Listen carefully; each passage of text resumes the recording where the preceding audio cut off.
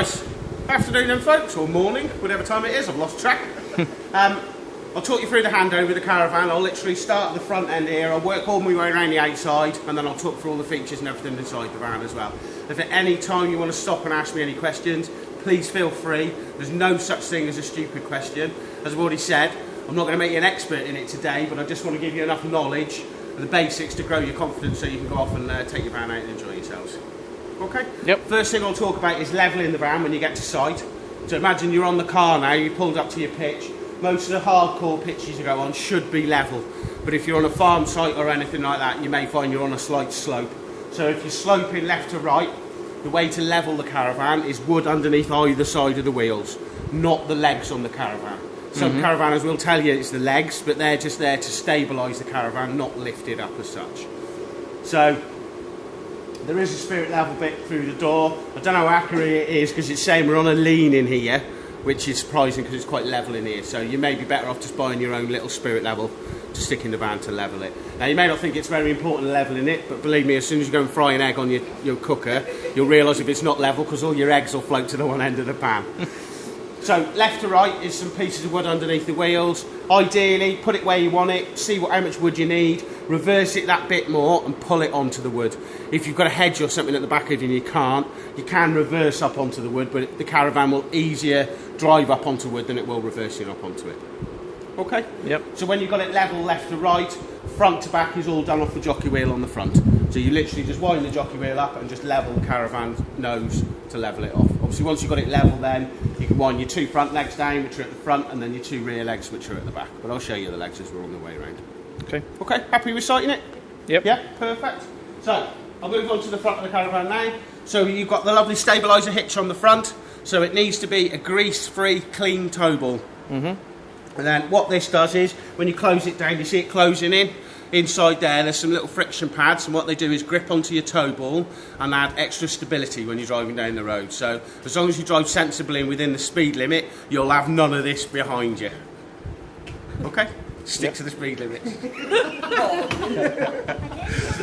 Right, underneath you've got your main hitch, your breakaway cable. Handbrake for this caravan is literally handbrake off, handbrake on. As easy as that. There's no buttons or anything. If you're on a slight slope though, the handbrake may pull on further. It's just the power that the brakes need to lock on to stop the caravan from moving. Jockey wheel, and then your 13 pin for your electrics and everything.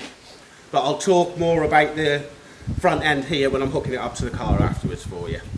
Okay, so in your gas cupboard on the front, I've already put in your toilet chemicals out your starter pack, that's already in there for you. Right, okay. You've got your waste pipes and also your electric cable, which is all in there ready to go for you. Okay. 2 gas bottles, again, in fitted and ready to go, and also I've attached your pigtail, so your gas system's all ready to go. Right, brilliant. So for switching your gas on and off, it's just as easy as turn the bottle on. When you don't want the gas on, just turn the bottle off.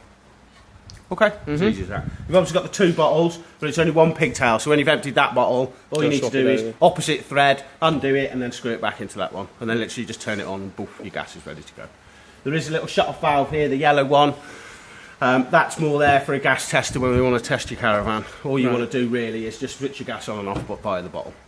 Okay. Okay. Yep. Now, you have got a nice bit of storage in there, but when you're on site, you can fill it up with whatever you want. Wait, before you start to tow it, don't put too much weight in the front end of it because it will affect the way the caravan will tow if you've got too much weight in the front end.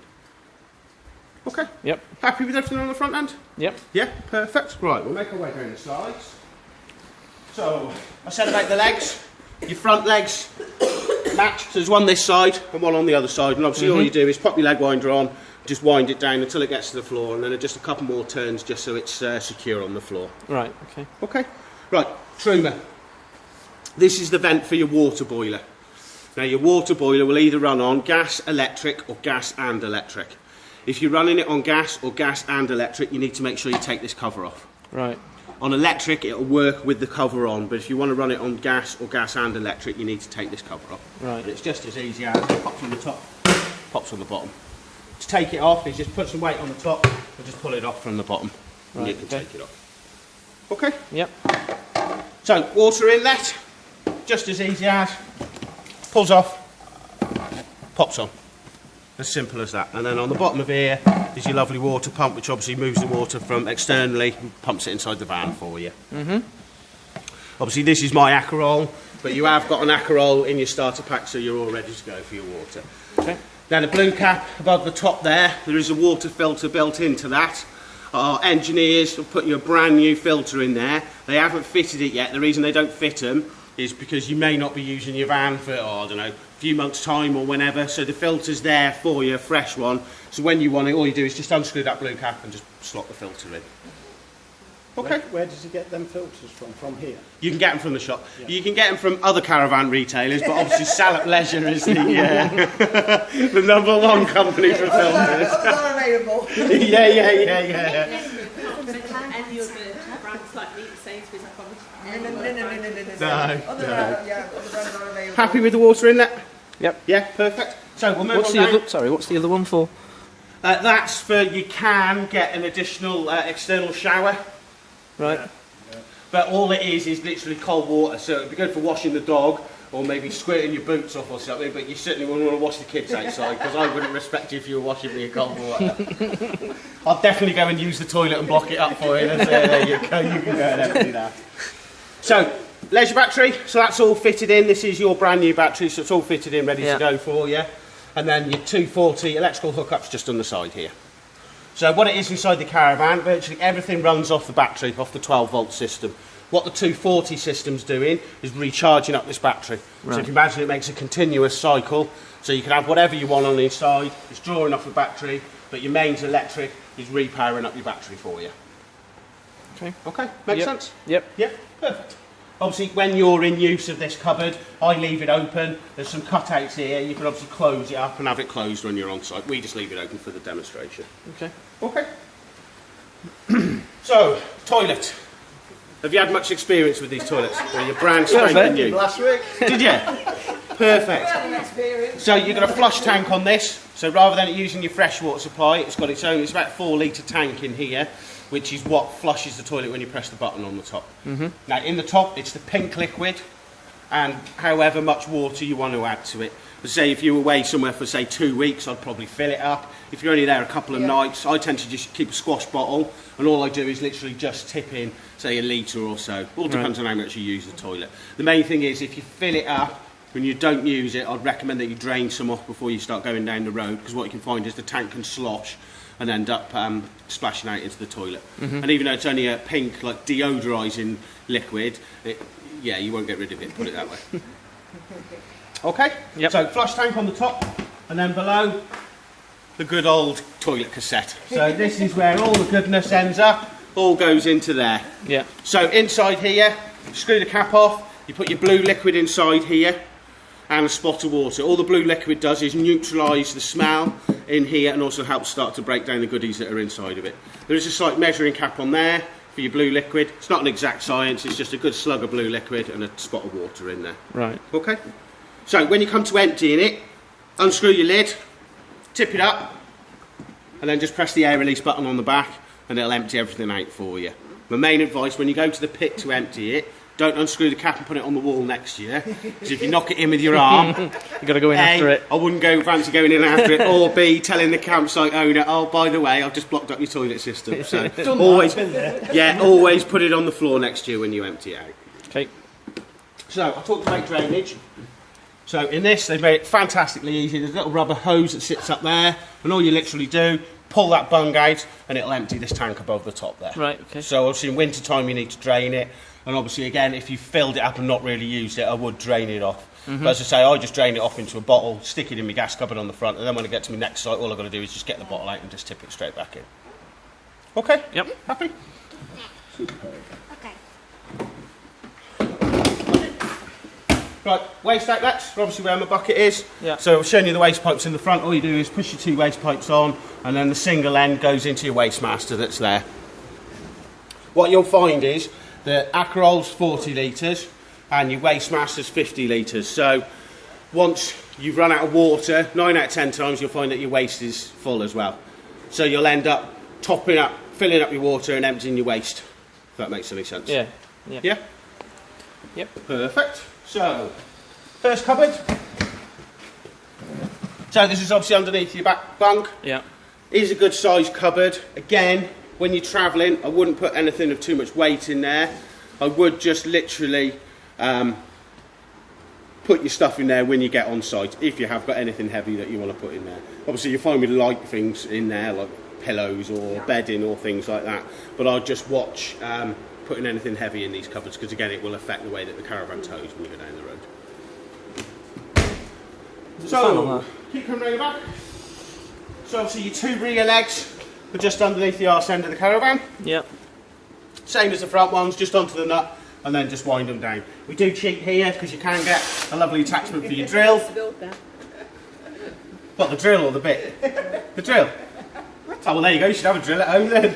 And we do sell the bits in the shop here as well. So if you want to With the water filter.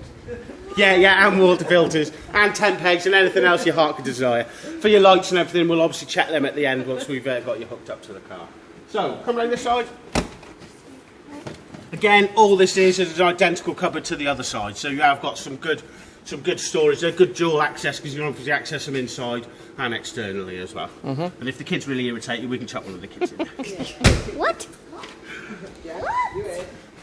Right, fridge vents. Yeah. So you'll feel at the top here a lot of heat is coming out of this one at the minute, but I've got your fridge running on gas. Right. Even when it's on electric, you will find it will dump out quite a lot of heat out of these. It's no different than your fridge at home, it's just we don't walk around the back of our fridges at home, so don't be alarmed by that, but obviously just so you know when you walk past it. Right, door, especially with the little ones here, you can yank on the door, all you'll end up doing is either snapping the catch here or ripping the one off up here. So to open and close the door, just pull the lever and that releases your door. So if you have got any little ones around, I would make a point, because my little nieces have broke mine many a time, so you do have to show them just how to release the door. Okay? Yep. Right, wheels and tyres. For your wheel nuts, they've been checked in the PDI. I'll do them again for you today. It's 115 Newton metres. That's in your handbook in there, so you don't have to memorise that. Before every journey, I would just check your wheel nuts. If you've got a torque spanner, ideal. If you haven't, just use a tyre iron. Just make sure your wheel nuts are tight. Main reason for it, you don't know if anyone's been fiddling with it or anything, and the last thing you want when you're driving down the road is a wheel falling off. Because if you lose one wheel, this hits the deck, believe me, your boards are lined right off if you lose a wheel. So just always just check they're tight before every journey. Okay. Okay. So keep coming down. So lovely wet cupboard. They call it a wet cupboard because it's for wet things. So if you've got any dirty boots or anything, or I don't know, a dirty minging towel or anything like that, you can store anything wet in there, and at least then you know that it's not going to. It's not very big. You can't get a dirty wife in there, can you? Oh no! Put your fingers in your ears, kids. And then you have got an external 240 socket as well on there. Okay. Yeah. I'll leave that open actually, so I remember to lock it. And then last but not least, an external barbecue point as well. Okay, that obviously runs off your gas bottles, so all you need to do to operate that is put the right fitting in it, turn it on, and then it'll take the feed out of the gas bottle automatically. Okay. Yep. But that's about it for the outside. Happy? Yeah. Perfect. Go on then, we'll all pile inside then. Watch your feet, watch your feet. Feet, feet. Wipe your feet on the Wipe way your in. feet. Okay, wipe your feet. Sorry, my mat's a bit wet though.